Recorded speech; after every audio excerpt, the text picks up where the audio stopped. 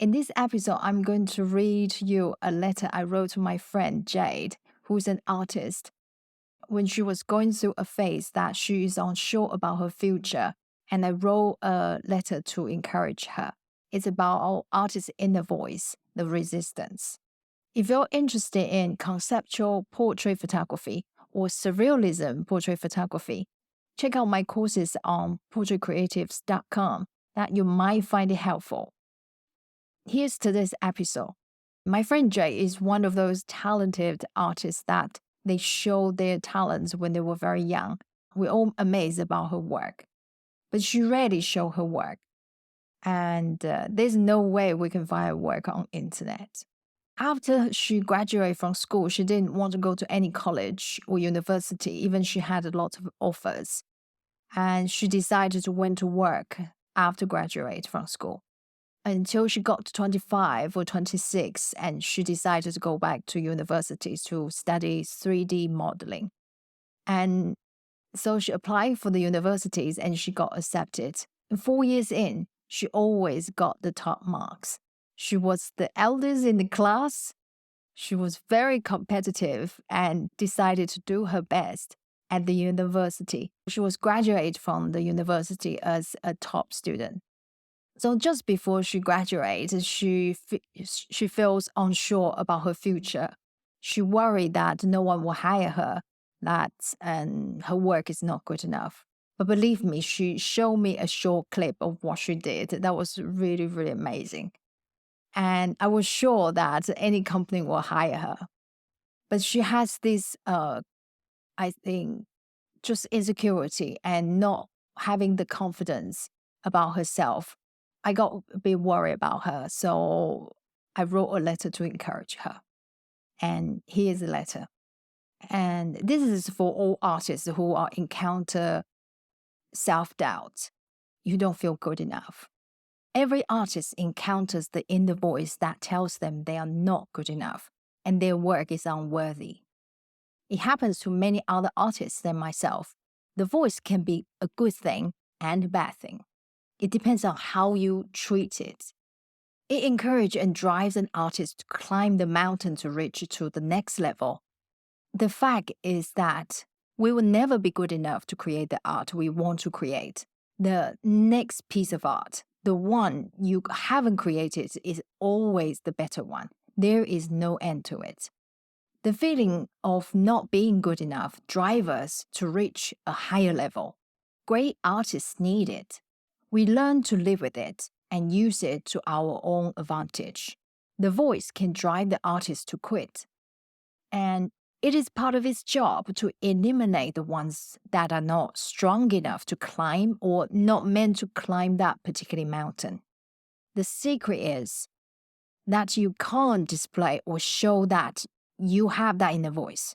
Because most of the people, when they hear that inner voice telling them they are not good enough, they quit. People who want to hire you or work with you will want to see you can fight off the inner voice. That means displaying unbreakable confidence in front of people. There are so many people who are incompetent or less skilled and get hired and get the job. It is because their display of confidence. Some don't have the inner voice because they think they are good enough and no need to improve. If we don't display unbreakable confidence, we won't get the opportunities or work which are crucial for our growth. How far would you go for your art? The rule of thumb is, if you want it, you have to fake it. Be an actor, even you think you are a fraud, not good enough, you have to fake it, not for yourself, but for your art. What if we mess up, not able to manage to produce something that is perfect? Ship the work. Put your focus on the best part of the work instead of the part that you're not happy with. Tell people it's great work and you love it and move on to the next thing. Never talk bad about your own art in front of people. No one will buy a piece of art from an artist who said the work is not good enough. Keep it to yourself and the people you can trust. Failing is part of the journey to grow. The question is, how fast can you get back up and move on to the next thing? The least talented artists can make up for what they lack by creating a huge volume of work to close the gap and become a pro. We are all fighting resistance or the inner voice every single day. We all experience life changes, a shock from an event, or, like I was, a loss of family. Grieving is hard, and I lost the track of everything I worked on. Suddenly, my mind went blank. I didn't know what to do, and I couldn't do anything right. I always had so many ideas, and suddenly they were all gone. All I did was watching Downton Abbey, YouTube, Reel, and TikTok, trying to brainwash myself out of the grief. But they are all resistance that paralyzed me not to do important work. Grief is a terrible resistance for all artists. As long as you stay in the arena, aka creating art, you will be fighting the resistance. And the inner voice will never go away. The question is, how are you going to deal with it?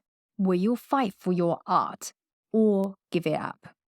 So this is the letter. I hope this will be helpful for people who feel uncertain about future, who are feeling not good enough for the art they create, and feeling unsure when presenting their work, or you need to pitch your work.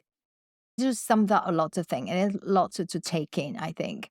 And it was also in a phase I was facing a lot of resistance, so I can give her some of my thoughts, and I hope this will be helpful for you. If you're interested in conceptual portrait photography or surrealism photography, check out my courses on portraitcreatives.com. This is the episode today. I hope you enjoyed it, and I'll talk to you in the next episode. Bye. Take care.